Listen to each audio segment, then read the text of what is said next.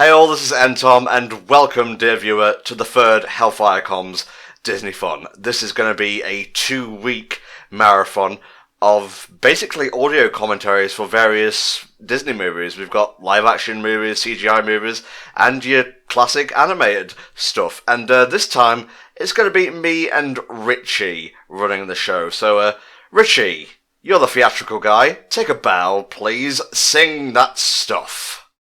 I am Moana! Hi everyone! Well, no you're not, but whatever. let's just skip over that musical interlude and get on with it. As per usual with movie comms and TV comms, we can't show you the content, unfortunately, due to copyright laws and such, so you'll need to grab your own copy of the film, but do not worry. In the video description, there are syncing instructions that'll help you, sync our commentary to your video files, and we've also put the data of each particular film in there as well. So you have like the video length, movie length. You also have what FPS it's played at, just so you can, find exactly what we were using. Okay, without further ado, let's kick off this marathon of movie comms with Moana in 3, 2, 1. Okie dokie, Moana. All about islanders. No, not that particular country to the west of England. I'm talking about more down near Hawaii and such. Yes, we're talking about full-on Polynesian culture, and, it's really well done. Yeah, I pretty much fell in love with this film the very first time I watched it. I have, maybe one complaint with the film, but you need to see it in its entirety before I feel you'll be able to kind of empathise with what I'm saying here. But let's start with the reception to the film. How was Moana received, Richie? Oh, it was really well received. It had pretty much great reviews across the board from critics, with particular praise going towards its animation, music, vocal performances. It grossed $643 million worldwide. And considering this was in a year, the first time since 2002 that Disney released 2 feature animated films in the same year. Because it came out the same year as Zootopia did, actually. Oh my god, that is a good year for Disney animation. Oh, definitely. And it went on to receive 2 Academy Award nominations, one for Best Animated Feature and one for Best Original Song, although it ultimately didn't win them in that year. The Academy Award for Best Animated Feature, I believe, went to Zootopia. And if I recall correctly, Best Original Song was City of Stars from La La Land. I'm just confirming that, yeah, City of Stars from La La Land. And as much as I like Pasek and Paul, so Benj Pasek and Justin Paul, who did the music for La La Land and The Greatest Showman and the awesomeness that is Dear Evan Hansen, How Far I'll Go should have won that year. Very much so. This film has a fantastic OST. There's maybe 1 or 2 ones that didn't really gel with my musical taste at first, but they quickly grew on me. Now, Maui here, it's interesting. I've never really followed, Polynesian mythology and whatnot, but Maui has been a name that's been in the back of my mind since early days, I think. Can you tell me a little bit about him? So, Maui is the great cultural hero and trickster in Polynesian mythology, so he's effectively, the big character of that culture. So you've got many different mythologies that all have a version of Maui. Yeah. So sort of the key things that go with him is he's credited as catching a giant fish using a fish hook taken from his grandmother's jawbone. And that giant fish would become the North Island of New Zealand, known as Te Ika a Maui. Ah, interesting. There's also some traditions where his waka or canoe became the South Island of New Zealand, Te Waka a Maui. And his last fatal trick was on the goddess Hine Nui Te Po, which is effectively what gets shown here in a way. Yeah. While attempting to make mankind immortal, But let's just say that that's a rather family unfriendly story involving the nether regions of a goddess. So let's move away from that one. Yes, let's stay in Disney territory here. But also kind of a dark opening to a Disney film, basically talking about the end of the world and whatnot. Oh, definitely. And I think that it is a really dark one. And it's actually quite funny also because you've got Moana's grandmother here just telling this terrifying story to children. And they're all just like, as babies do. And Moana's there just like, yes, tell me more about the destruction of everything. Oh, it's pretty hype. And if you're expecting a Disney princess film, maybe alter your expectations here, because while it does star a female protagonist, it's not anything like, I would say, even Tangled or Frozen, honestly. Well, you see, here's the thing. Moana is a Disney princess film, because you've got a female daughter of the culture's royalty, you've got animal sidekicks, you've got musical numbers, and so on and so forth. However, yes, Moana is very much a princess film for the modern age. A deconstruction, yeah. Effectively. So, obviously there's a lot of debate over how Frozen did it, because that was a deconstruction of Disney princess films, very much in literal terms. It took the tropes of Disney films and Disney princess films and twisted them in ways that subverted the tropes. Yeah. Moana, however, tries to do its own thing. It's not actively saying, I'm subverting tropes. It's telling the story of Moana, and it's at that point where it is telling that story in a different fashion to any Disney princess film that has come before. Aww, this is obviously a thing. Turtles born on the beach, then they've got to get back to the sea. Obviously, tortoises, the land.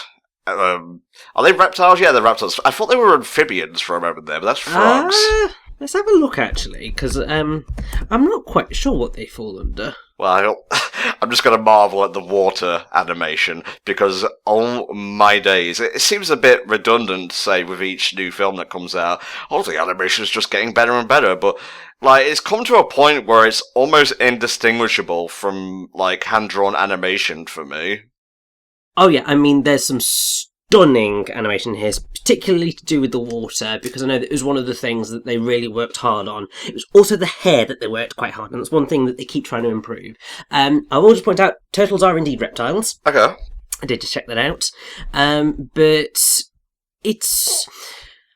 So, what's actually really interesting is that Moana is Ron Clements and John Musker's first 3D animated film. Okay. Like, before this, I mean, they are, like, among the best of Disney's Disney directors. legends, yeah. Yes, because their first directorial debut was The Great Mouse Detective. Then they did The Little Mermaid. Nice. Aladdin. Oh! Hercules. Oh! So, that's kind of where they're, like, they had a trio of Disney Renaissance classics. Yeah, very much so. Then they did Treasure Planet, which, while obviously had a mixed reception, I still think is a brilliant film. I like it, And then they did yeah. The Princess and the Frog, which is obviously the last 2D animated kind of feature film that Disney really did any pushing on. Because obviously there was Winnie the Pooh, but that was sort of the last hurrah for 2D animation for Disney. Yeah. And so they are really legends. And then obviously they came out with Moana, and it's stunning. I think... I'm just double checking now, but I think that John Musker might have... yes, John Musker announced his retirement from Walt Disney in March this year, Aww. which is a real shame, but still, both of them together, an absolute dream team, and oh my god, this song is amazing. Yes, Moana is indeed a musical, and we start with our first song, Richie. I believe this is Where We Are. I'm just double checking. Yes, that sounds about right. So I actually forgot the name of the song myself. I just know it by the chorus and whatnot. Yeah, and my brain's just starting to sing along immediately. I mean, yeah, the soundtrack in this film is awesome, and that's because it was written by the absolute god of musicals, which is Lin-Manuel Miranda. Oh, yeah. Who most people would recognise these days as being the creator and original star of Hamilton. Mm-hmm. Isn't he also on DuckTales 2017 right now? I believe he might be, yes. People would also recognise him from writing In the Heights. He's also set to co-star in the upcoming Mary Poppins Returns. And he's won so many awards. He's won Tonys, Grammys, a Pulitzer Prize, an Emmy, a MacArthur Fellowship. I was hoping he'd get an Oscar and become an EGOT, but clearly that hasn't happened yet. Right, let's talk a little bit about the cast here. Like, the Chief's singing voice is a completely different person, but what's his, like, regular speaking voice? Because it's a very familiar one to me and possibly you as well. So Tui is Moana's father, and his speaking voice is by Timwera Derek Morrison, who's a New Zealand actor. He gained recognition for his role as Dr. Hone Rapata in the New Zealand soap opera Shortland Street. And he's known internationally after portraying Jango Fett in Star Wars Episode 2 and Commander Cody in Star Wars Episode 3. Fuck yeah, buddy. His singing voice is Christopher Jackson, who is pretty awesome. And so, from what I can tell, this makes sense why he was included. He originated the roles of Benny in The Heights and George Washington in Hamilton. So him and Lin-Manuel Miranda are pretty good friends. Alright, what about Moana's mum and grandma? So Moana's mum, Sina, is voiced by Nicole Scherzinger, who is obviously a rather famous singer. Most people would recognise her initially from the Pussycat Dolls, but then she's gone on to have her own solo career and been a judge on X Factor and all sorts. Yeah. And that's really cool. Her grandmother is voiced, she's called Tala, and she is voiced by Rachel House. Rachel House is also a New Zealand actress and has been in sort of, I think, more interesting, how shall I put it, artsy roles. However, she was Topaz in Thor Ragnarok most recently, nice. Which is really awesome. And yeah, Rachel House is amazing. And I think one of the things that really works in Moana is that pretty much all of its cast come from Polynesian culture. Yeah, like, it's very inclusive, which is ironic given, like, the start of the movie's morals about, sticking to traditions and living an exclusionary lifestyle. Yes, but I think part of that is because this is the culture, and I think one of the things that Moana has been really highly praised for is its sensitivity to presenting Polynesian culture. Ultimately, what we get is a complete mishmash of Polynesian culture rather than one specific culture, which I think did cause some issues with some people, because I know that there were some voices saying, there were some dissenting voices about Moana being the direct heir to becoming the chief, because in a lot of the Polynesian cultures, women don't become the chief. And some people got a bit antsy about that, but then a lot of other people were saying, but no, this is where we want to be, and other cultures are like that. Okay, well, might as well represent as many facets of, the mythology and the culture as you can, I suppose. Oh, definitely. And it's one of those things. And, oh god, this scene. Yeah, no romance or romantic interest in this film. This is about as far as you're gonna get, really. Jesus. And I like how Moana's just like, oh god, there's a child flirting with me. Alright, let's talk about the main girl herself, Moana, Motunui. Yes, Moana is voiced by the incredible Auli'i Cravalho, who, this is her acting debut, and I think she does a phenomenal job. Yeah, I agree. I think she's excellent in this film. I will say, and I hope this doesn't come across as a bit insulting, but while she's a really good singer, I don't think she's like typical Disney standard, but I feel that works for the character, if you will. So, what I would say to that is when she kind of got this role and did this role, obviously she was, well, she would have been about 15 or so. Wow. So, really, you, when you're that age, while some people have gotten like an amazing voice, most people are still growing into it. Yeah, for sure. And one of the things that I would say that you will notice as you progress through the film is that Auli'i's vocals, her singing performances, grow over the course of the film. And I think that might, part of me says that's because she grew as the process went on, because obviously it's her acting debut. And so she slowly but surely learned and got to grips with it all. Yeah. But like there's a number of videos online of her audition process, and you can sort of see she's just the most amazing young lady. Mm-hmm. Yeah, I love that one clip of, like, she's on the red carpet and everyone's, like, shouting Moana at her, and she's adamant about her actual name being used and even just teaches them to pronounce it properly. I know. And she's actually, from Moana, she's then gone on to do really well. Good. Because she's in the NBC drama Rise, although apparently it has been cancelled due to low ratings, but I think she got a lot of love from that, and that was also sort of a singing show. So I think she's going to go far. Ah, well put, Richie, well put. So yeah, life isn't all sunshine and rainbows in this picturesque island of Matanui. There is darkness below the waves, less and less fish are being caught, crops are going bad, and who knows, maybe it has something to do with the heart of Tippity being fucking stolen by a trickster demigod? Well, I mean, you would think so. Grandma Tala has pretty much said that is the case. Everyone else is just kind of going, no, it's all right. The island of Motunui will protect us, and it's just like, no, Doc, it's really not going to. So Moana's dad has more than enough reason already to stop Moana from going out beyond the reef, but even then, he doesn't want Moana to die like his best friend did, you know? I know, which is sort of really heartbreaking.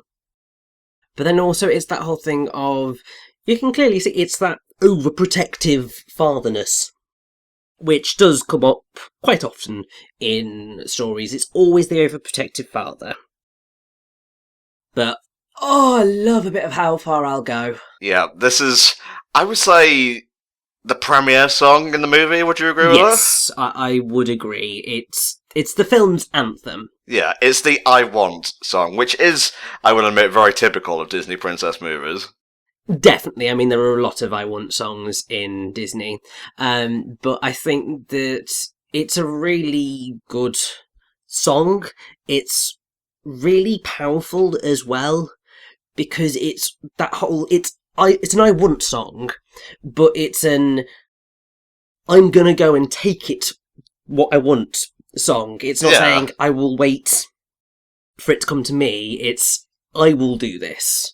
I think I, clicked with Moana as much as I did because I was always a fan of The Wind Waker and just travelling out at the high seas, so just looking at the horizon makes me want to see How Far I Go and see what is beyond that.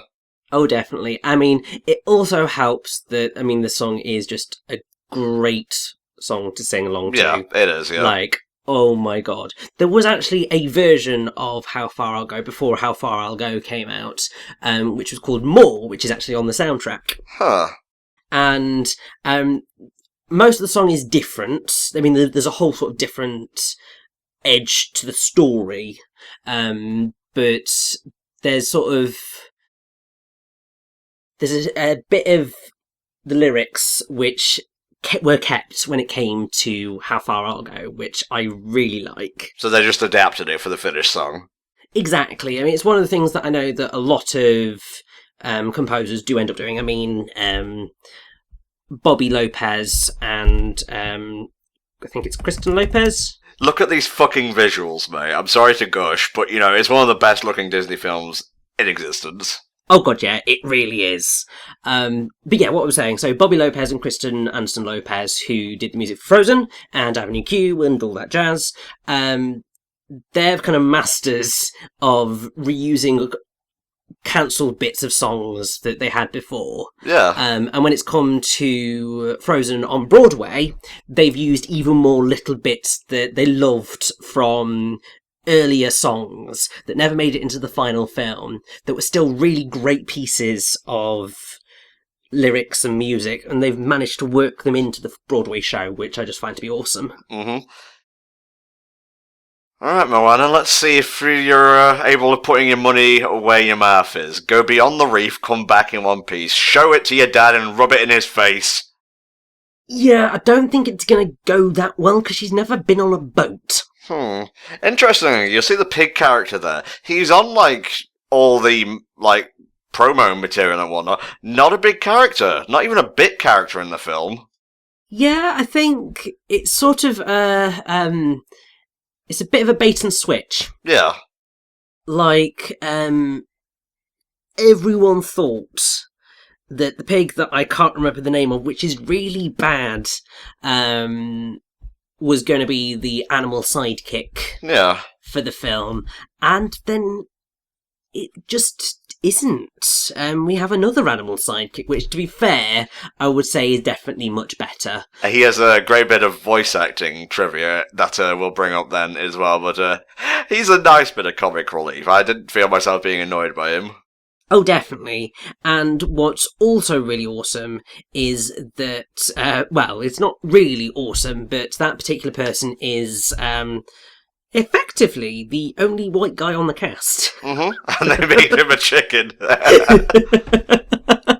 I gotta say, I love how you said awesome when there was actual awe on screen. A pun I'd never even considered before. Well, you see, I'm just a master of these things, you know? Mm-hmm. Well, I guess we're not going out there today. Maybe not tomorrow. Maybe not the day after, but someday. And then for the rest of our lives. The grandma's like, whatever. If you're going to give up that easy, I'm just going to sing and dance with the manta rays.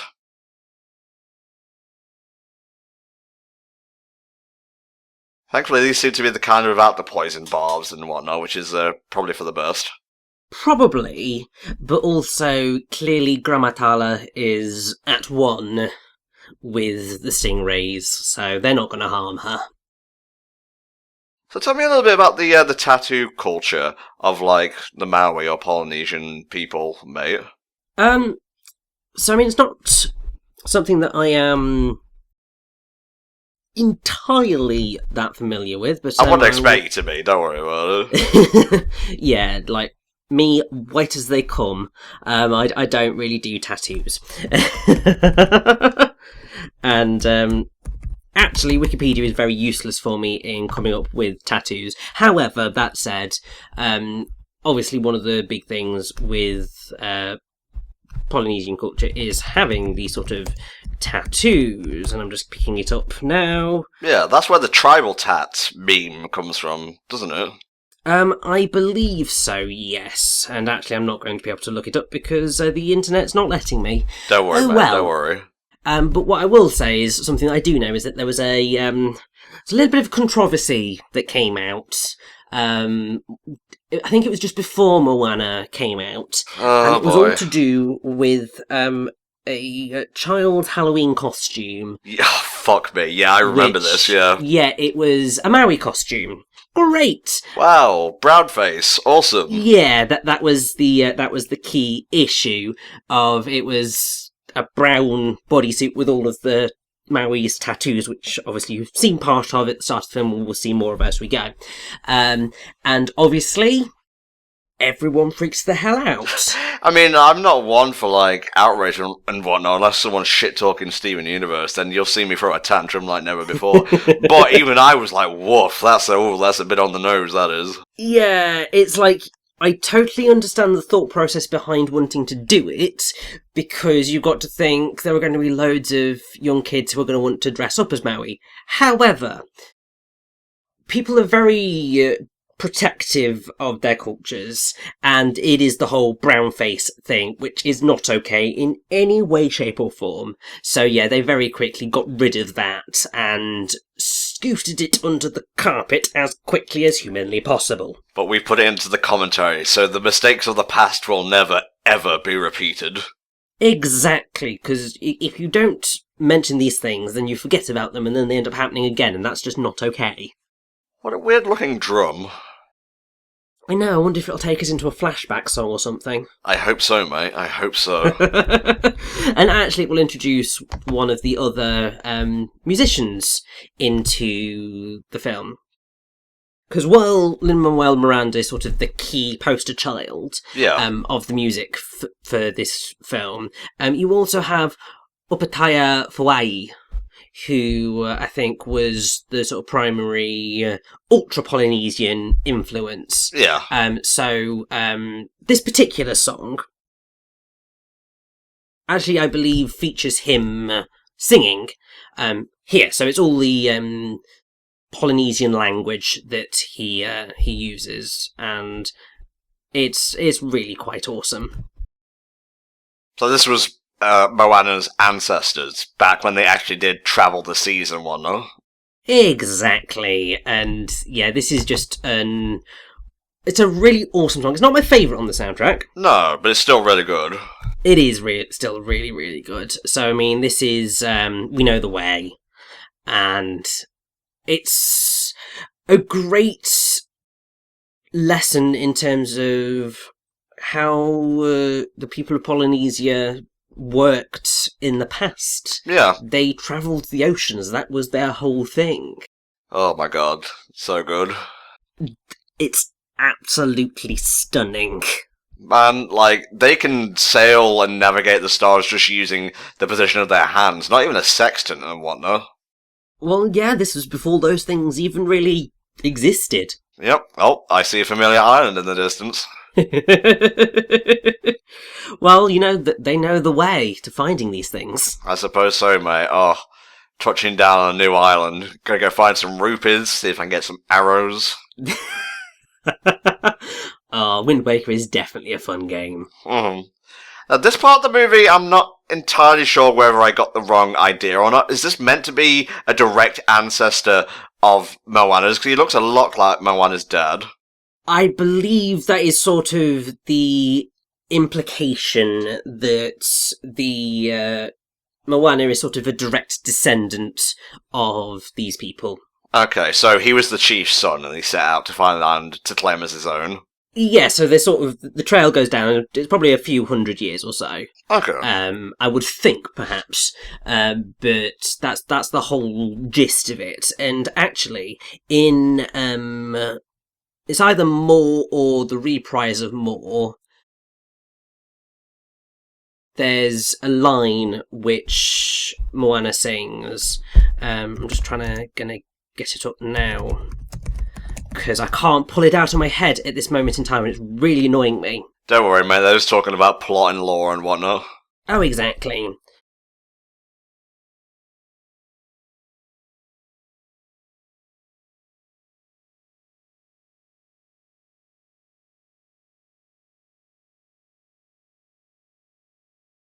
She says, well, there's a line which is, she mumbles all the name that her grandma Tala teaches. So there's a whole thing of Grandma Tala had already told Moana these things. Oh yeah, here it is. So it's, 1,000 years ago, we used to sail to distant islands. 1,000 years ago, Maui spoke to the sea, and so on and so forth. So there's a whole thing that Moana already knew this history in an earlier draft of the film. But then that's not the case. There's also in the reprise of it, she sings, I know we used to be bold from the tales she told. I know she left me prepared from the things she shared. Oh, that melody actually sounds familiar. I think I've skipped over that song more than once because it wasn't just part of the movie I watched on the soundtrack. Yeah. There's also We practice all the names of everyone who came before me. Voyagers, warriors, ancestors in our line. Their blood runs in mine. And so that's... So in this original version, there was that. And also you got the information that it's actually Grandma Tala who named Moana. Mm-hmm. Because there's the line in that more reprise where she says, she named me after the sea. She believed in me. So yeah, there's a lot of really interesting stuff in those outtake songs. No, you need those boats. The plot can't continue without them. It's a cheap pog is what it is. No, it's a shiny rock. We need it. Oh no. Did she evaporate? Did she go all like Luke Skywalker on us? No, she fell and she is not okay. Oh, you thought you were getting out of this, like, nice and colourful Disney film without a death? Yeah, this got me good. Really? Like, it takes a lot for me to choke up at something, I'm gonna be honest. Yeah, I think it was... because I really liked the character that they'd created for Grandma Tala. Fair enough, mate. And it's that whole... It's less so this scene and more it going into the reprise that it does of How Far I'll Go. Oh, I love that, yeah. And that was just really... It really hit me right there in the feels. I get you, mate. And so, yeah, I was just there in the cinema going... not and everyone quite was that like, loud. Shut up, you! Not like that. It was more dignified, just tears going down my face because I've mastered the art of silent crying in the cinema. But yeah, it did really get me in the feels. Yeah, go be a badass, Moana, and you drag Maui back. By the way, am I meant to, like, infer that her giving up the heart of Te Fiti, like, made her die, like she was already living beyond her means? I believe that is the implication, yes. Okay. So she'd held on to that heart since Moana was a very young child, and that's what kept her going, effectively. Alright. We got our mission, Rich. We gotta find Maui. We gotta force him to cross the ocean and put the heart back and make things right! Indeed. And now Moana truly knows how far she'll go. Oh, this reprise is great. Also, I don't know whether it was just me, but this bit here reminded me of the very first episode of The Legend of Korra, where Katara meets Korra as she's running away, but gives her blessing all the same. Having not ever seen Legend of Korra, I will just have to trust you on that one. Okay. But yeah, it's a stunning moment. Part of me wishes that Moana had been actually visibly singing throughout this up until sort of before this moment where she is actually going to sing. But still, it's a really powerful moment. Looks like she chose the right tattoo, eh, Rich? Indeed she did, and as she said, when she dies, she's going to come back as one of these. Beautiful. Just absolutely stunning and gorgeous, and yeah, just we cannot say enough how beautiful the animation is in this. I really couldn't. Like, I could spend like the last hour of this just doing that, but that's not what you came here to hear. Although undoubtedly we will continue saying it throughout as we go, because we're just going to keep saying more things and just going, oh, this bit is beautiful, oh, this bit is also beautiful, and oh my god, this bit. Yep. Now, this is actually going to be a bit hard because number one, the stars aren't out for like roughly, I would say, 14 hours of every day, and number two, I don't think Moana was ever actually taught to sail on one, huh? Exactly, but at least she knows how to tie her hair up and knows that that is a pretty decent idea, because, yeah, all that hair getting in the way, not a good thing. And here we go, here is our comic relief for the film. It's Hey Hey the Chicken! Well, he's a rooster, but... Voiced by Alan Tudyk, who was, Richie? So, Alan Tudyk has been in basically every single one of the recent Disney films. Like, he's insane. So the run, I believe, started with Wreck-It Ralph, where he was the voice of King Candy. He was then in Frozen as the Duke of Wesselton. Yes. He was then in Big Hero 6 as Alistair Cray. He was then in Zootopia as Duke Weaselton. I love that. Oh, Moana. There was a little cameo, Easter egg, like, foretelling Moana and whatnot. There was indeed. There was also a poster in there for Giraffic, and I've since found out that Gigantic got cancelled, and I'm so annoyed because I wanted my Jack and the Beanstalk musical. Yeah, well, who knows? Maybe it'll come back in the future. I'm not sure, because the reason it didn't happen was because they couldn't get it to work. But, Okay, hey, well. they shouldn't have announced it if it weren't going to work, god damn it. But, yes, now, interestingly enough, I mean, it's not maybe that interestingly enough, but Alan Tudyk is going to be back in Ralph Breaks the Internet Wreck-It Ralph 2, so we'll see what happens there. Interesting. Is that a spoiler, by any chance? I don't know, but it's on his Wikipedia page, so clearly they've announced it. Okay, well, just to stay on the Wreck-It Ralph tangent, Ralph was just announced as a summon in Kingdom Hearts 3, and he doesn't talk, so unfortunately we don't get any beautiful John C. Reilly banter, but the summon is called 8-Bit Blast, and what happens is, Ralph comes out of the Fix-It Felix arcade machine, and you basically build, like, structures with him, and then he breaks all of them, and then the pieces go scattering around, so it's like anti-tower defense. You build and then blow it up. Exactly. Now, I did hear somewhere that Ralph was actually going to be voicing the final version. They just hadn't sorted that out yet, apparently. I'm not sure. I might have just heard that as a rumour. I don't know. Would be nice to hope that he is voiced, because it feels sort of wrong if he's not. But we'll see what happens. But yeah, I'm super excited from what I've seen of Kingdom Hearts 3 now. I mean, I already was, but I really hope that, you know, when we eventually get to Kingdom Hearts 4, whatever version, however that turns out, we get a Moana world, because I think this could be damn amazing. I think it would be perfect as the first world of a new saga, honestly. Like, I don't know, it doesn't have to be Sora's kid exactly, but another person from the islands leaves and, like, winds up on Matanui, and they think they haven't really gone anywhere, but then it turns out they actually travel to a different world. That would be pretty awesome. And also, Tom, I feel the need to just say it's Motonui, not Matanui. You're thinking of the island from Bionicle. Yeah, sorry, fuck me. Jesus Christ. I apologise to the entire Polynesian culture.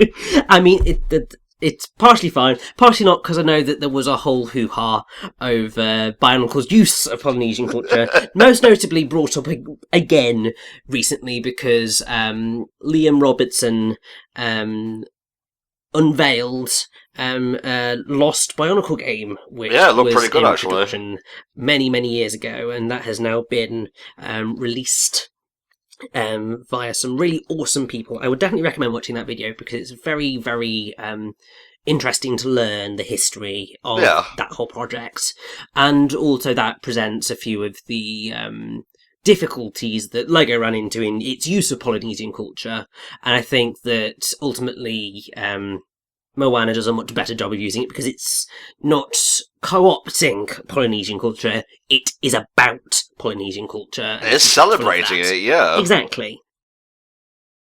Oh, beautiful. Here he is. Raise those eyebrows in triumph. It is Dwayne "The Rock" Johnson as Maui, the demigod. Indeed, and I have to say, I don't think they could have gotten a better person for Maui. No, he's perfect. Like, it's kind of hilarious to think that Dwayne Johnson has moved from being a wrestler to being a pretty excellent film actor. He's been in a lot of sometimes rather cheesy and sometimes slightly bad films, but he's really done an excellent job, and I think it works because he's just so damn bloody charismatic. It works because, he is charismatic, but he's earnest as well. There's no ego behind what he does. Like, sure, The Rock persona may have a bit of ego in the ring, like, I don't give a damn what you think, or however the phrase went, but, oh my god, I forgot about this joke. Fuck me, why? Okay, maybe it's not a 10 out of 10, but I'll give it a 9.5 out of 10. But yeah, he's just great. He's not a perfect singer, but he does a really good job with what he's given in this film, and, you know, he never goes off key, so that's a nice thing. Exactly. I think the thing is that while Dwayne Johnson isn't a singer, he has the charisma, and he can sing a tune. And that is more than enough because he puts so much emotion and fun and acting into it that it works. It sells There it is, the people's eyebrow. Gotta sneak it in there. it. Of course, but oh my god, I love this song. It's so much fun. You're welcome. You're welcome. And yes, he has a little mini Maui tattoo. This will be explained later. It's not just a fun visual thing. Exactly, but also what's really awesome about it is that it's 2D animation. I know it's in a 3D film, but it is full-on proper 2D animation that's then obviously plastered onto his body, and that is just awesome. I love how he intersperses all his song and dance with a lot of actual Maui dances and whatnot. I always thought that was a nice touch. Oh, it really is, and it's. I just love this song because it's so much fun. It's probably the most fun song in the film, yeah. And also, I mean, it's one of those things where you just... Whenever I hear anybody say either thank you or you're welcome, my brain just suddenly goes, well, what can I say? Except you're welcome. Yeah. And I just can't stop myself. So it turns out all the legends were true. It was all Maui. He's literally just that good. But he did it for you guys, so you should say thank you. And he will respond with you're welcome. Indeed. I mean, the hilarious thing is, obviously we were talking about Dwayne Johnson not really having an ego. And then you've got Maui, who is the most egotistical shapeshifting demigod to have ever graced the earth. The actual credits version of this song is a little bit different. I can't remember the lyrics exactly, but it's definitely not the version used in the film. Oh, it's definitely different. So, that credits version is sung by Jordan Fisher and lin-manuel Miranda. I believe you'd actually recognise Jordan Fisher, actually, because he was actually in Until Dawn. Oh, okay. Who did he play? He was Matthew. Remind me who that was? He was Emily's boyfriend. Was he the black dude? He was the black dude. Okay, he was fine. He's a great singer. I'm not a fan of that credits version of You're Welcome. It's okay. It's not my favourite. I really like the Alessia. Oh, you son of a bitch. Goddamn trickster, god piece of shit. I'll give you what for? I know. There is a pop version of a song in this that I do really like. Alessia Cara's version of How Far I'll Go. Yeah, that's pretty nice. I think that's a really lovely version. It's not... I still prefer the actual in-film version, but that's always going to be my thing. I'm always going to prefer the musical song over the pop song because I'm a musical nut job, so... That's the point in the film theatre where you're laughing and you're joking and you're having a good time, and then you realise that, he just trapped a mortal in a cave, and she's liable to die. Indeed, and also he broke the fourth wall. No, Maui, that is not okay. You're not allowed to break the fourth wall in these things. Man, being here for 1,000 years, he sure found ways to occupy himself, Yes, occupy himself with himself. Yeah, I guess so. Well, that was your home for 1,000 years. You could be a little bit more grateful, I guess. You could be, but then it's just not pleasant. And for God's sake, no, Maui, you cannot eat Hey. Where did that food come from, by the way? I'm assuming he doesn't need to eat being a demigod. Somewhere on the island, I would assume. Or maybe he found it on the boat before he left. I don't know. Well, we only see the front of the island anyway, so there could be rows and rows of acres behind.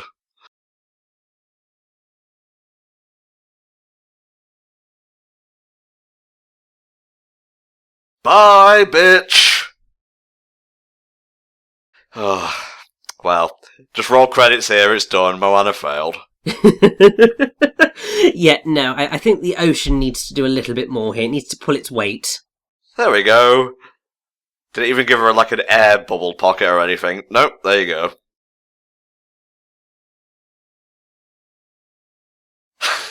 There's that hair tech putting in work. Oh, it really is. I mean, yes, there's actually a little bit of stuff to do with the animation on Wikipedia page, obviously. So one of the reasons for using the computer animation for this particular film was that the environment, particularly the ocean, benefited much more from the use of CGI as opposed to traditional animation. I mean, this would have been a really difficult story to tell with 2D animation. Well, like I said, it's become so fluid, it just reminds me of 2D animation, so... Oh yeah, it does a lot better, and it's a lot cheaper, which is why this is what we've moved to. The filmmakers have... Go Ocean. The filmmakers also suggested that the three-dimensional computer animation is well suited to the beautiful sculpturing of the faces of the people of the South Pacific. I am kind of just like a little bit on the fence with that, just because I believe that Lilo and Stitch did an excellent job of presenting the look and feel of the people of Hawaii. Yeah. But that was very much, I think, down to Chris Sanders' very specific art style. Oh yeah, Chris Sanders. Now there's a case study we could spend the rest of the film talking about, but I'm not going to. But I mean, I sort of agree with the statement in a way. Eric Goldberg worked on the hand-drawn animation for Maui's sentient tattoos. And I think that he's also one of the sort of really big, famous people of classic, well, Renaissance Disney. So, I mean, he did the animation on Aladdin, specifically for Genie. In Hercules, he was the lead animator for Phil. And so on and so forth. And these guys. Ah, yes. Oh, they're amazing. Before they properly get going, I will just sort of finish my point. During early development, the filmmakers considered the possibility of making the film with hand-drawn animation. But only a few early animation tests were made in that style. And so they ultimately just left it as Maui's tattoos that were hand-drawn. I think it works better that way. Like, I think it's much more appealing to the eye as, like, a computer-animated film. I definitely agree. Yeah, sure you are. She's basically the equivalent of, like, she's doing it for, good means and whatnot, but she's a teenager who stole her dad's car and is, like, off to a party or something. Basically, yes. I'm generalising there, but still. But yes, these are the kakamora, and I think they're quite fun. They put me in mind of the cannibals from Monkey Island, actually. Oh, definitely. So I mean, actually, funnily enough, this entire scene is apparently, or it's said to be inspired by Mad Max Fury Road. Oh, I can see it. Right, I think actually there is a Mad Max character somewhere in here. I know there's definitely a Baymax, one of these. Oh, there's definitely a Baymax, one of these. It would not surprise me if there is a Mad Max-ish version of one of them as well, because there's a lot of little touches in here. And I think sort of the key thing that you can see is it's the ropes. And also, I think part of me, there was a bit of music in there in this song where I was just like, I can hear the Mad Max Fury Road in this. Which is awesome. Apparently in early versions of the story, the kakamora were more comedic. But then they wanted to raise the stakes, so they were written as an actual serious threat to Moana's life. And I think that works, because while they are kind of comedic small things, they are terrifying. They are, and they're, deceptively intimidating. You look at them and you're like, haha, little coconut demons, and then you see they have an entire island as, a boat and whatnot. Exactly, and they're clearly trying to murder you, so seriously. They're actually based on creatures from the mythology of the Solomon Islands. where they were described as quite harmless, but sometimes known to attack men. When they do so, they use their fingers, which are furnished with long, sharp nails with which they stab. They wander about the forest eating nuts, ripe fruit, and opossums. The last they are very fond of. They live in holes and caves, and sometimes in banyan trees. And they have a language, but not like the Melanesian languages. And, yes, go Moana! Beat their ass with a bloody oar! Have you seen that Photoshop where it's like Moana fighting the other Disney princesses? I'm not sure I have. It's the one where, like, she kicks the shit out of, Rapunzel, and then is, like, fighting Elsa at the end, just dodging all, like, ice missiles and whatnot. Doesn't surprise me, because I know that people have gotten very, very, very good and clever with their use of these sorts of things. Yeah, it was her throwing the spear there. Yeah, it's a great moment.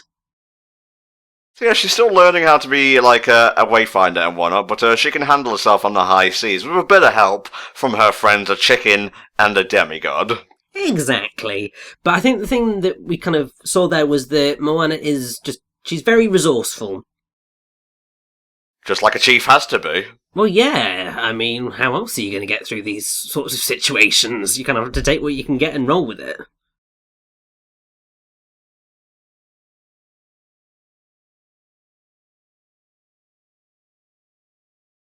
What?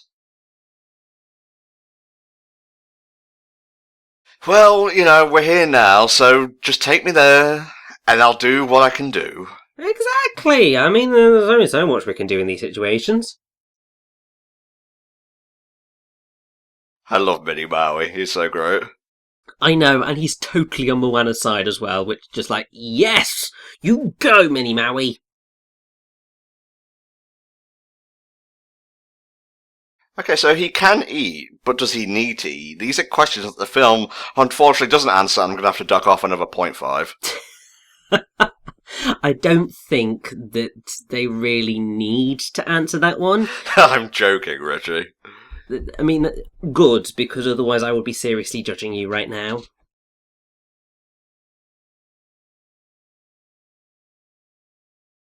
Oh no. Yeah, play to his ego.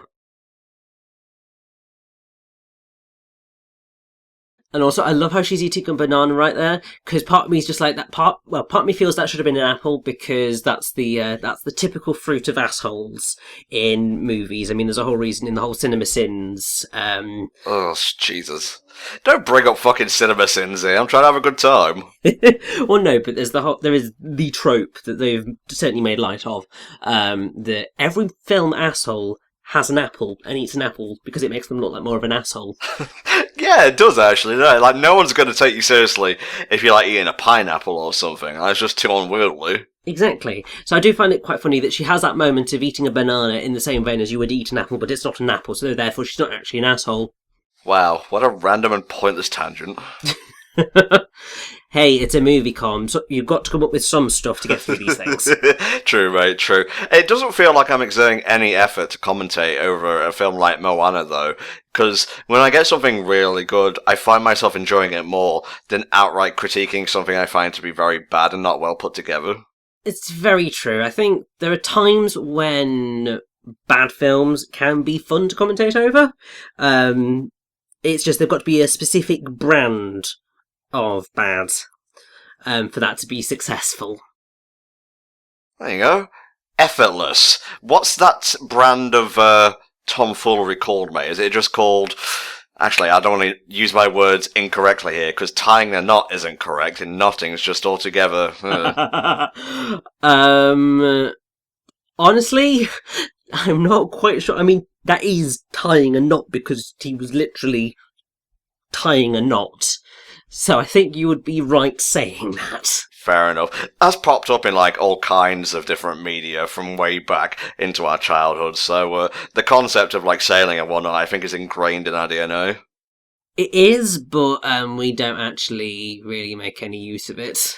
No, not really. I mean, we are an island, the UK, but might as well be sinking soon. Well, fingers crossed not. I would like to have a bit more faith in us than that. I don't have much, but I'd like to have a little bit. I like Moana because she's not quite incompetent, but she's not quite perfect either. She kind of strikes that dorky balance in the middle. Well, the thing is that Moana is a 16-year-old girl. Yeah, she's just regular. Yeah, she's not amazing at what she does. She's learning. She's still technically a child. Man, how long do those, needles put you out for? Well, clearly quite a while. I mean, also, it was probably because, Ugh.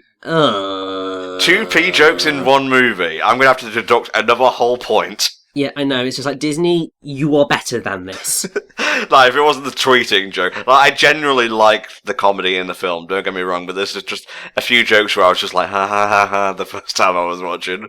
Yeah, I think it's one of the things where you get jokes like that and you're just like, to Disney, you can do better. I know you can do better. But it's character appropriate coming from Maui at the very least, so that's why it works. Definitely. I mean, probably the one issue is that it sort of makes Maui come across as being trying to be a little bit like Genie, and maybe not succeeding as much. Oh, but I have to say, Jesus. this bloody sequence, because that was in a whole bunch of the trailers. Yep. And it's just like, you sneaky blighters. Because you look at that and you think, oh, that's going to be film finale territory. Fooled you, fuckers! Yeah, it's just like... I mean, they did include some of the stuff from the actual ending sequences, but I think they did a very good job of keeping the sort of key bits of the film a mystery. I love when people get annoyed by that kind of stuff, by the way. Either, a scene that was in the trailer isn't in the movie, or, they feel like they've been tricked. Yes. And I feel like their intelligence has been insulted. No, you idiots. It's just part of, PR and advertisement. Take a media studies class once in a while. Yeah, I mean, there are definitely instances of marketing departments not getting the product that they're selling. That has happened to many films. I mean, I'm trying to think. The example I want to go with is Zack Snyder's Sucker Punch. Or Killzone 2. There is that as well. I mean, but Killzone 2 was just straight up lies. From what I remember anyway. But Sucker Punch, obviously, a very divisive film. But it was advertised as being this girl power action flick. And while it was in part that, it was also a structural deconstruction of the male view of female empowerment. Right. Which is maybe giving it a bit too much credit, but I do see elements of that in that film, and that is why I enjoy it. But the marketing didn't sell that view, and so it got judged on what was advertised, not on what it actually was. In my view, anyway. But there are frequently, in the instances that people moan about, it isn't actually always the marketing department's fault. No, it's not even the film's fault or the creator's fault. It's just the customer can be wrong sometimes. I know I've downplayed the importance of criticism in general lately on Twitter and whatnot, mostly to save my little fifis from being hurt about opinions on Steven Universe, but I genuinely agree that a lot of criticism is vapid, and people would be better creating their own thing instead of complaining about something, especially if they're wrong. That's what I hate the most. Yeah, I mean, it's a difficult one, because obviously everyone is entitled to their own opinion. We all have free speech, and that's totally fine. Yeah, that's not what I'm talking about, though. But yeah, I think there are quite often a whole bunch of people who like to criticise for the sake of criticising. Yeah. And it's generally, quite vapid criticisms that don't actually, either don't have a basis in the actual thing that they're criticising, or just miss the point entirely. Yeah, but I feel we're getting a bit toxic ourselves here and a bit off track. So, heading to the realm of monsters now. And that dance Maui did back there, that's a haka, I think. I believe so, yes. It's one of the things that I think most people recognise as being... I think it's before rugby in, like, New Zealand and stuff is where most people recognise it from. Yeah, it's a chant to either celebrate or intimidate, I think. Yes. Like, I think at the end of filming Return of the King, like, Viggo Mortensen actually got a haka performed in front of him to celebrate, like, ending the recording and whatnot. Yeah, that sounds about right. And this bit of the film is interesting. It's a bit of a diversion from the plot. Yeah, it's a left turn. Yeah. I'm not sure I'm the biggest fan of it. I want more of it, personally. I think... I would like more of it if it made a bit more of an impact in terms of the plot. Because as it is, it's just here, and there's not necessarily... Well, I mean, there is a reason for it to be here, because we're going to meet Tamatoa because we need to get Maui's hook back. Yeah. That's the whole reason we're here. But I think it's one of those moments of just going... It's that complete about turn from what we've had in the film so far, and we're not necessarily going to have anything in the film like it again. I love how he just keeps picking her up by the head and whatnot, like a coconut. I know. But yeah, I totally agree with you, mate. It's a bit like a fever dream, honestly. Yes. I mean, it's something that I think a lot of Disney films actually do end up suffering from a little bit. They do all have these sorts of moments within them where they just divert away from their overall plot for one reason or another. And it's always the moment when you sort of do begin to switch off a little bit because you just go, I have no idea what's going on here. I'm still enjoying myself, but I feel you could be doing something else right now. Yeah, it feels like something like if Moana was a TV series instead of a movie, this would just be like a single episode, maybe a two-parter. Yeah. And it's not an overall huge problem because I do actually really like Tamatoa. I do really like the song we're about to get. Definitely. I think it's a lot of fun. And the whole place really looks great. Oh god, yeah, it's stunning. And there's some great animation in this. But it's just that, in terms of the plot, it's a bit of a sidestep. Oh man, I gotta have the deets on Tamatoa's voice, mate. Yes, so Tamatoa is voiced by Jermaine Clement, who is a New Zealand singer, comedian, musician, actor, voice actor, director, writer, and multi-instrumentalist. You may know him best from Flight of the Conchords, is it? Yes, he is part of the comedy duo Flight of the Conchords. He has also been in a few other things. So he was Nigel in Rio and its sequel. He's also had part in Gentlemen Broncos and Men in Black 3. And he made his feature film directorial debut with the horror comedy mockumentary What We Do in the Shadows, which he wrote, starred in, and directed with Taika Waititi, who most people would recognise as being the director of Thor Ragnarok. Yep. Now we come to the most divisive song in the film. And I'm going to say it didn't, like a lot of minor bits from Moana, it didn't click for me at first, but I love it now. Oh yeah, and I think it's one of those things which I really like the song. I don't think I was sure about it at the beginning, but what's really fascinating is that this is basically just a massive tribute to David Bowie. It literally is, yeah. Like the voice, the mannerisms, just the general musical melody and whatnot. Yeah, and there's actually a version, you can hear Lin-Manuel Miranda's demo tape for Shiny, and I mean, it's not his best singing performance ever, I think. They probably shouldn't release those demos so much because it wasn't Lin-Manuel Miranda's best performances, but I think that was just because he was in the middle of doing Hamilton and was just doing it on the side, so he wasn't kind of putting in his full effort because he was like, it's just a demo, just get putting across. Pretty much, yeah. But he did much more of the very obvious Bowie mannerisms. Like, oh... Yes, and while Jermaine Clement does some of it, it's not quite so obvious purely because of his very strong New Zealand accent.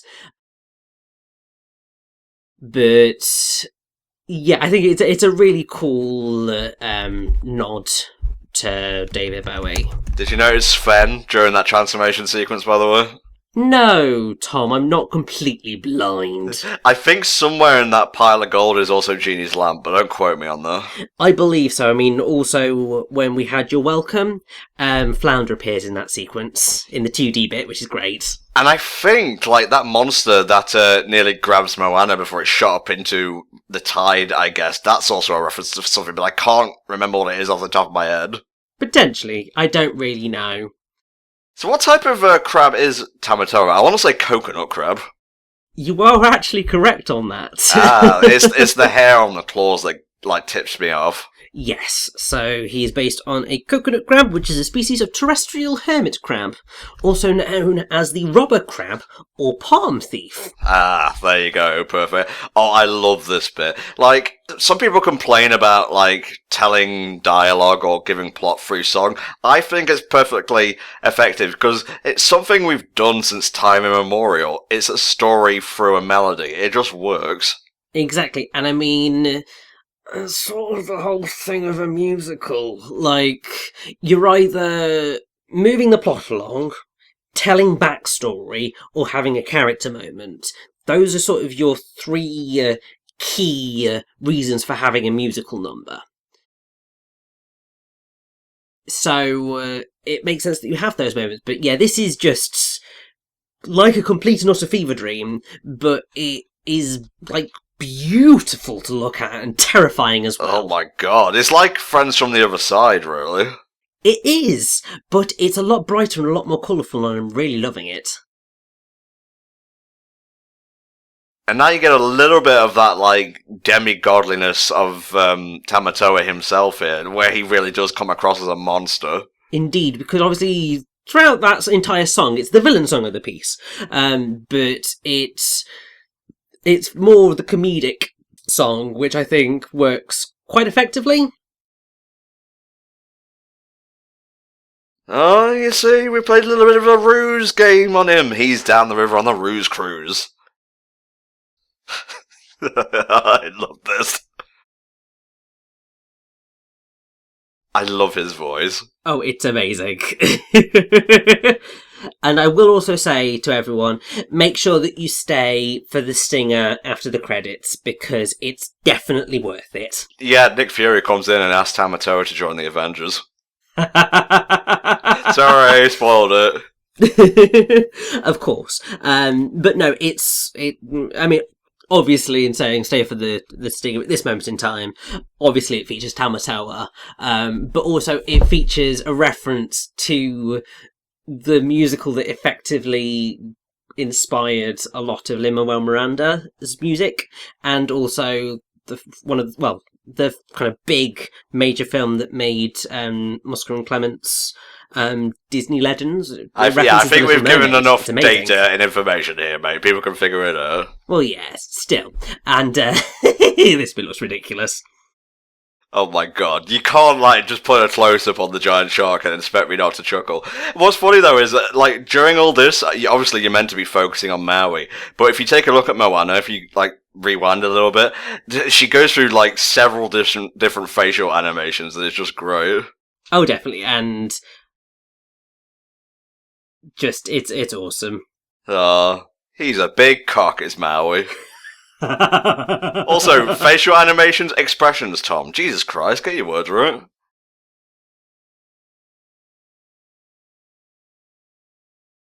I believe, actually, so there's a short that was done for Moana, which is, I believe, called... It's not Volcano, is it? No, it's something like Fishing Time. There was the short that actually came before Moana, which I believe, I want to say it's Lava. Okay. But I'm just gonna double check. I'm so behind on, like, Pixar and Disney shorts before movies. Like, the only one that even comes to mind is Jerry's Game right now. Oh yes. So the short was Moana Gone Fishing, Okay. which effectively detailed a little bit of the process of them on that island while Maui is kind of trying to get to grips with fixing everything up. I can't remember, but I think. Now, let me just get the short before Moana. Short before Moana. Oh no, so it was Inner Workings. And basically what that was it was a gentleman who was in a job, and it was his brain and his heart fighting against one another in a very very inside out fashion. Okay, yeah. But that was quite cute. It wasn't amazing. I've seen better. I mean, I will always say that my favourite Disney short is Paperman before Wreck-It Ralph. I knew you'd say that. Perfect for me. Yeah. That's without a doubt my favourite. But there have been a few other really awesome ones.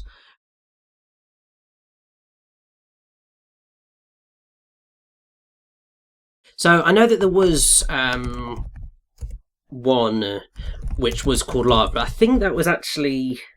So that was Pixar, Okay. and that was before Inside Out. That's it. Gotcha. And that was a singing volcano. That was quite sweet, but that was a weird one. Not the best. Oh, alright, let's get into the tragedy of Maui. Does this line up with the actual legend of Maui, that he was abandoned as a child and basically raised by the gods? I'm not sure, largely because there are so many different versions of Maui's story. Okay. That I think it's a bit difficult to place. Fair enough, mate. The greatest irony of all this is, though, he did everything for them, and in taking the heart, he effectively doomed them all, even when he just wanted to give them the secret of creating life. Exactly. And I think it's quite a powerful thing, because it's that Maui did everything he did because he wanted people to like him. He wanted people to see him as a hero because his mother and father abandoned him to die. Yeah, so the kind of arrogant telling of "you're welcome" becomes more of a humble thing when you think of it like that. Well, it's still not quite humble, but it's that everything he did because he wanted people to like him, and I totally understand that thought process, because it's that whole people-pleasing thing. I mean, anyone who ends up working in PR tends to be a people-pleaser, because that's just what we do. But anyway, I really love this song as well. It's great. It's called Lobo Tippity, and it's another one which was written by Opataya Foai, and it's very light and fun and awesome. Yeah, just a montage of Maui relearning his transformation powers and whatnot, but it works. It's a nice follow-on from Tamatoa's piece. Oh, definitely. And I think it's a nice use of Polynesian music. Yeah. And I think that's part of what makes Moana a very effective film musically, because it has both the music that is more typical of English-speaking cultures, but also it has the music of the culture that it's representing. It's why it has a stronger identity than maybe some of other Disney's like CGI films. Yes, because a lot of those end up sitting in very English-speaking cultural norms. I mean, obviously, you look at Tangled, that's very much American pop stylies. Frozen's very much Broadway, which is why it's perfect. It's actually ended up on Broadway. So yeah, it makes sense. It is always really fun when you get films that delve into cultures that you're not necessarily as knowledgeable about. I guess you could say all this started way back in 95 with The Lion King. Like, what are the very first words you hear when the film starts? Well, yeah, it's na-tivenya, babagichi jabashibuenyama, which is basically just, here is a lion, yes, it's a lion. That's one of my favourite bits of Disney trivia. Oh, it's a lion! Oh shit, it's a lion! Start the film! Yeah, I mean, that one's... so... the music in Lion King is great, not apart from the fact, but the fact that it's all written by Elton John is kind of hilarious, because obviously Africa, and the music's written by, like, one of the whitest people ever. One of the whitest, gayest men to ever exist! Which is kind of like one of those, which is why I'm very intrigued to see how the massive air quotation marks live action Lion King turns out, but yeah, we got a bit of shit for that. It's like, oh, it's a live action movie, but the lions are CGI. Yes, we know. It's just like, yeah, it's CG. It's going to be completely CGI, but it's being dubbed as live action. It's the same as not the Lion King, same as the Jungle Book. Yeah, which was primarily CGI, but it's a live action version.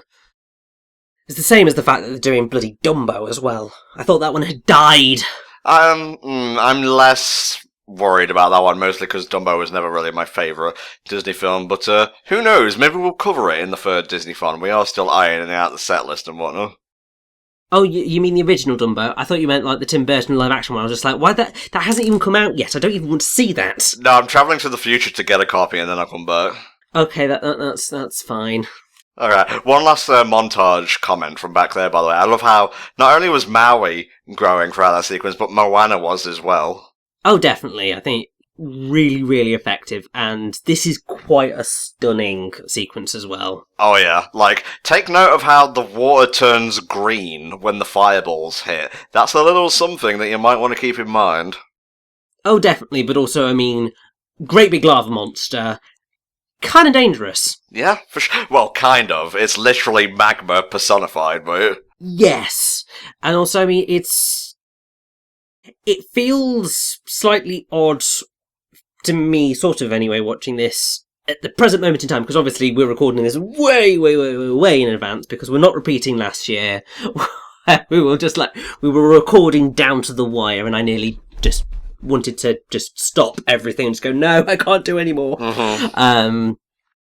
But I think it's still going on now, but Hawaii is currently being affected by an exploding volcano, and you've got magma just taking up loads and loads of the island, and it's terrifying, and it really does show you how forceful nature is. And I think that Te Kā here is a very good representation of... a personification of those legends, yeah. Yeah, it's the absolutely terrifying force that nature can be, particularly when it's volcanoes. They are, like, awfully terrifying.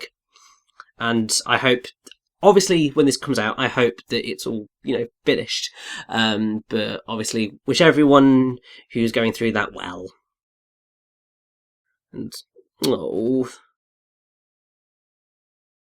Yeah, you fucked up, Moana. He told you go back. You didn't listen.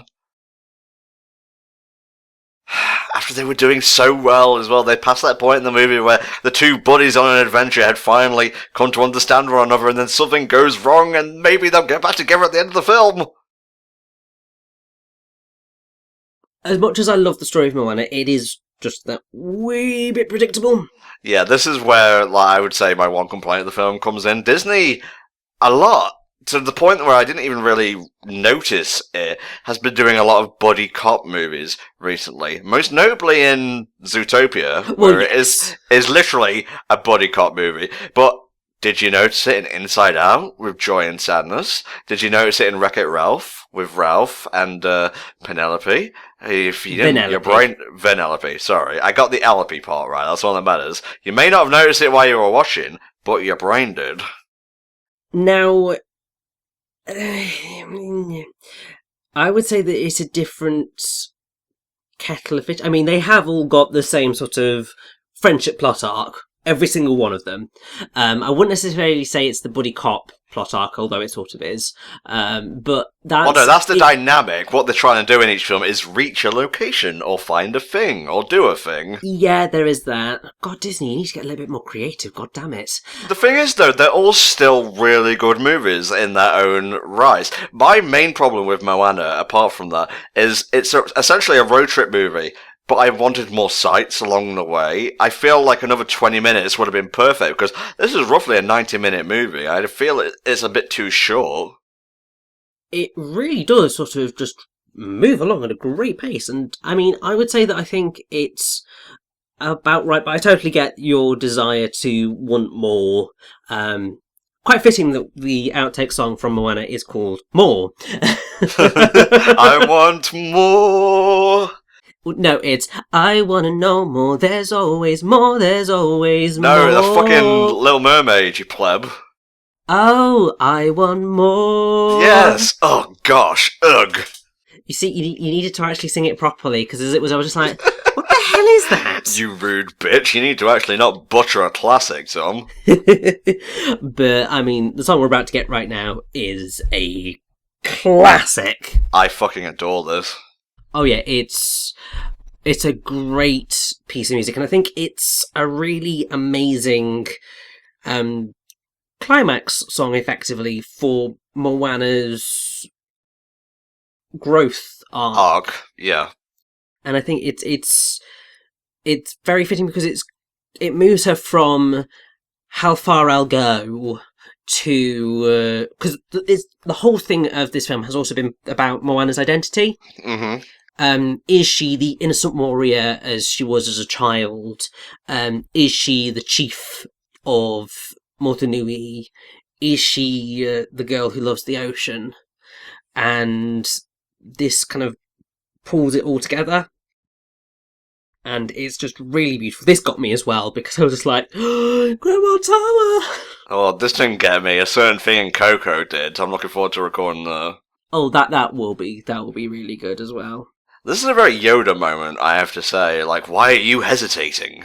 It is, but I think that it is very much in keeping with how Moana's structured its narrative. Yeah, it doesn't really feel off in terms of the mythology as well, because we know reincarnation is a thing, and she's not exactly, like, there forever, it's just a manifestation. Exactly, and also we know that her spirit has continued because as she passed away, her spirit became the stingrays that burst out from the island and helped Moana go on this journey. That, can I just mention, that was a very powerful line back there. The journey may leave a scar, but scars can heal and reveal just who you are. I think that's a very important message, just to get preachy for a second. Oh yes, definitely. It's fine to be hurt. It's fine to allow yourself to be seen as vulnerable or to be healing, because the healing process isn't just about being perfect or hiding away. You need to continue living your life. And when it does heal, you'll just have a memory, and that's all it'll be in the end. Exactly, and I mean, also in that same vein, there is the kind of the cliche of what doesn't kill us makes us stronger, and ultimately, that is true. This reprise gives me fucking chills, mate. Well, it's not technically a reprise because it's a brand new song, but it does take bits of How Far I'll Go.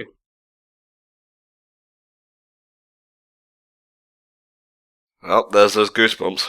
Indeed, this is just a absolutely stunning moment.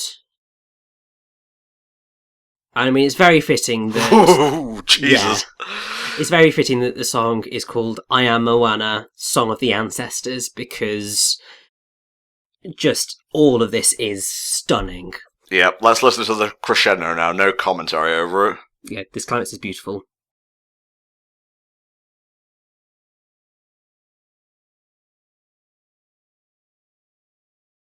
Oh, yes, Queen Slay! Oh, yes, just that affirmation is just everything you could possibly want. And it's one of those things where you just want to go, yes! Get in there! I love this! Yeah, just perfect. And it's just like that, all the complaints I had just vanish as we move forward to a very satisfying climax. Oh, definitely. I think the other thing about this is that obviously Moana's had that moment of just going... her whole reason for doing this journey was to find Maui, take him across the ocean, and get him to return the heart of Te Fiti. But now she's realised, no, I can do this. Yeah, I do like that change in the speech. I think it signifies, like you said, the end of her arc. Like, we're coming to the climax now. Yeah, and it's her finally growing and becoming the wayfinder that clearly she was always meant to be. Yeah. Because, I mean, she's named after the sea. And so it just makes sense that the ocean would choose her to fix everything.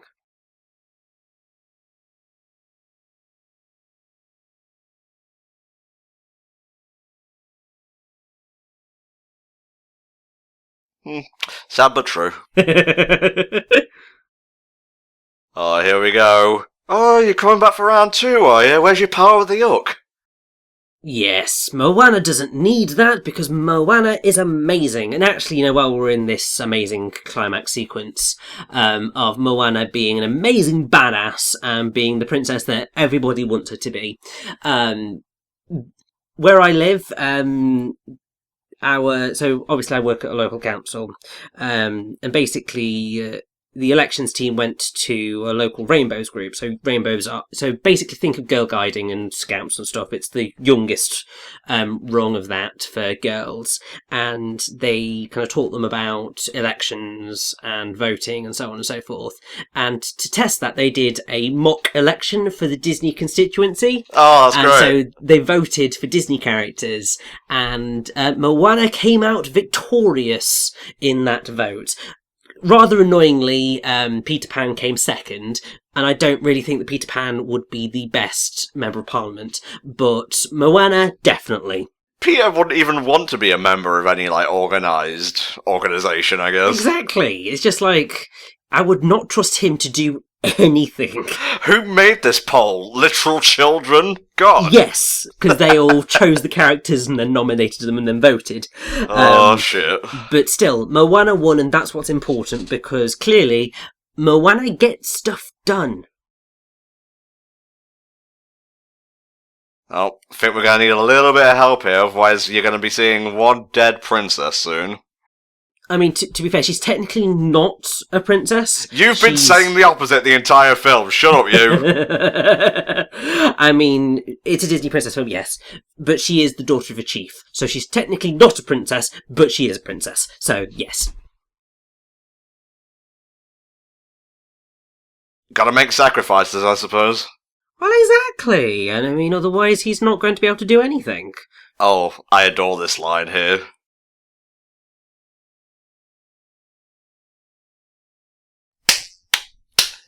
Hell! Yeah! Put out the flames, eh? Well, unfortunately, Moana's fire still burns strong. Oh, and now you're on fire again as well. I feel like tamatoa doing this fucking colour commentary. Well, you see, you might want to try and stop that, because really none of us want to be tamatoa, because, I mean, he killed his grandmother, and that's just not okay. No, he ate his grandmother, and it took a while because she was humongous. Well, this is true, but by eating her, he killed her, so... That one's for the kids.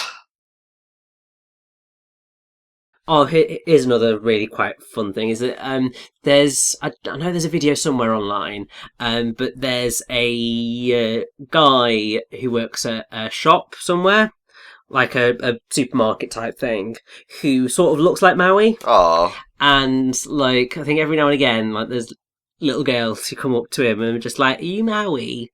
And so he does their, "Woo!" That was really bad. But you Oh, get the Chehu thing, yeah. He does the Chehu thing, and then they're all like, "Oh, it's amazing!" And that's just really sweet. That's so heartwarming. And look at this, the end of Maui's character arc, where he sacrifices the one thing that gives him everything he wants, the source of all his powers, the fishhook.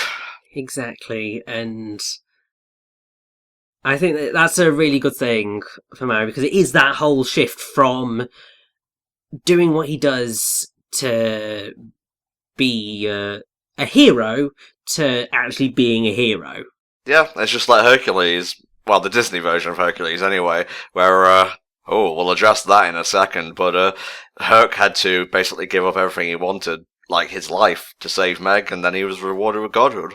Exactly. It's that whole thing of what makes a true hero, what makes you a hero, and really it's being selfless, doing the right thing, no matter what it may cost you.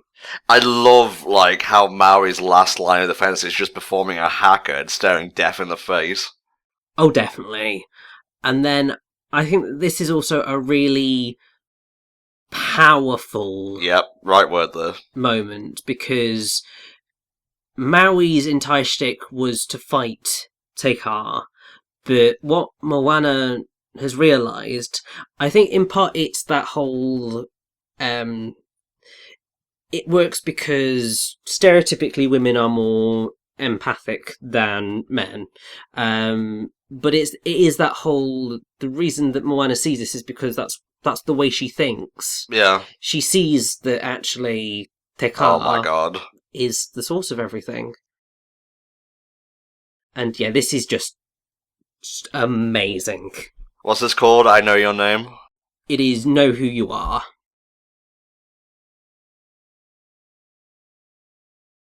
Animation studio going ham at this particular point. Oh, definitely, and it's just, oh my god. This gives me chills, this line. Oh, definitely. There's a lot of, like, positive self-affirmation, like, messages in this movie, and that's what I think sets it apart from the regular princess stuff. Oh, definitely. I mean, that also sort of follows through into everything to do with, like, Moana's design, because there was a lot made of the fact that Moana is designed to actually be a much more realistic body type than pretty much every Disney princess prior to this. Yeah. Because if you look at every previous Disney princess, it's big eyes, then, like, really small waist, really skinny. Whereas Moana, well, obviously skinny, is very much of a more normal set of proportions. And I know that a lot of people loved that. Am I meant to read something into the fact that Te Fiti looks a lot like Moana? I think you're meant to maybe get a little something from that. Mm-hmm. But this is also just, it's a stunning piece on the soundtrack. It's got a great finale, does the movie? Yes. I mean, so obviously lin-manuel Miranda and Auli'i Cravalho did the songs, but Mark Mancina did the score. The score's great, yeah. Oh yeah, he did a phenomenal job on this one. And I believe that this piece of music is Te Fiti restored, and yeah, it's beautiful. Huzzah! Well, I don't need no stinking fish apparatus. I'm still awesome all the same. Well, time for the reward/punishment, looking at you, Maui. I think he's doing enough good right now. He's helped to right the wrong he made. Oh, you're still gonna get talking to from Mum, though. Yeah, she's just like, mm-hmm. Seen it all before.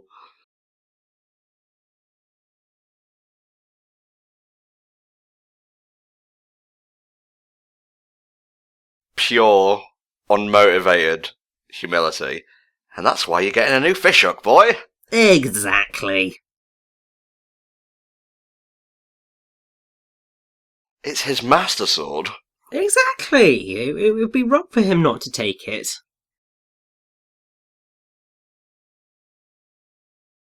I'm out this bitch. See ya!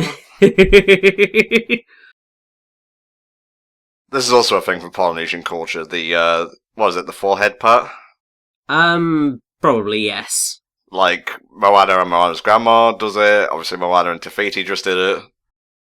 But then also, I mean, just look at this. Flowery boat, I love it. And Te Fiti grows to her regular size to basically just take a nap because islands shouldn't be moving about and whatnot. Exactly, and I mean, finally she can return to her slumber because she's not pissed off because someone woke her up like an asshole. Hey, Maui! I do like how they very cleverly hid the fact that Te Fiti was also Tekar, like right at the start of the film. Like, Maui just takes the heart and then Tekar appears. Exactly, I think it's really clever and it's part of that whole thing of identity. Because... Oh, that's beautiful. Oh yeah, that's amazing. That just basically symbolises, like, a twofold thing. Like, he's done a good deed, but Moana has also grown into, like, a great wayfinder. Exactly, and it's another one of his legendary feats, because that's the whole gist of his tattoos, of whenever he's done a legendary feat, it becomes part of the story across his body. And obviously this is a legendary feat. Yeah, he retaught Moana's clan, if you will, the secrets of sailing the sea, and now she's going to pass them down throughout the generations. Exactly, and life is restored. Ugh, stunning. Definitely. Holy shit, you seeing this? She's back! Holy shit, she's back!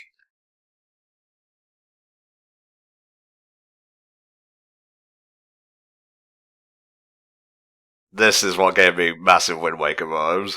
Oh, definitely. It's like returning to Outset Island. Oh, definitely. But also, I mean, just you get the fact that you get the leitmotif of How Far I'll Go in the music here. Just... Mwah.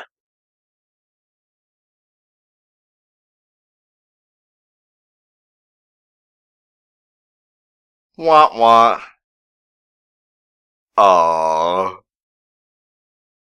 There's that pig that was on the posters. Where were you at? I know! And the rest of the, I guess you could call it the epilogue, is just told through musical stuff and whatnot. So, Moana, mate, nice, short and to the point, please, your review. A great film. It's a wonderful presentation of Polynesian culture. It's got some amazing songs, amazing performances, stunning visuals, and while the film may ultimately be a bit predictable, it does have a few dips in its narrative. I think it's a really effective film, and it's a really important one as well in terms of empowering different cultures and so on and so forth, and I love it. Yeah, I love how she put her shell on the top, so it's basically saying nothing more can be put on top because we're going out to search for new islands. But yeah, Moana is definitely one of my favourite Disney films. I will agree with the complaints. I share them with Richie, obviously. The plot is a bit predictable, and I would have liked more stops on this road trip film. But, it's some of the best visuals, characters, and music Disney has to offer. And while it is a bit predictable, the plot itself is, perfectly fine. And this climax is one of the most heartfelt climaxes I've ever seen in a Disney film. So I have no complaints with how the film resolves itself, for sure. Oh, definitely not. It's brilliant. Alright guys, that'll do it for the very first day of the HFC Disneython, the third one that is. Come back tomorrow for another full movie commentary. See you then.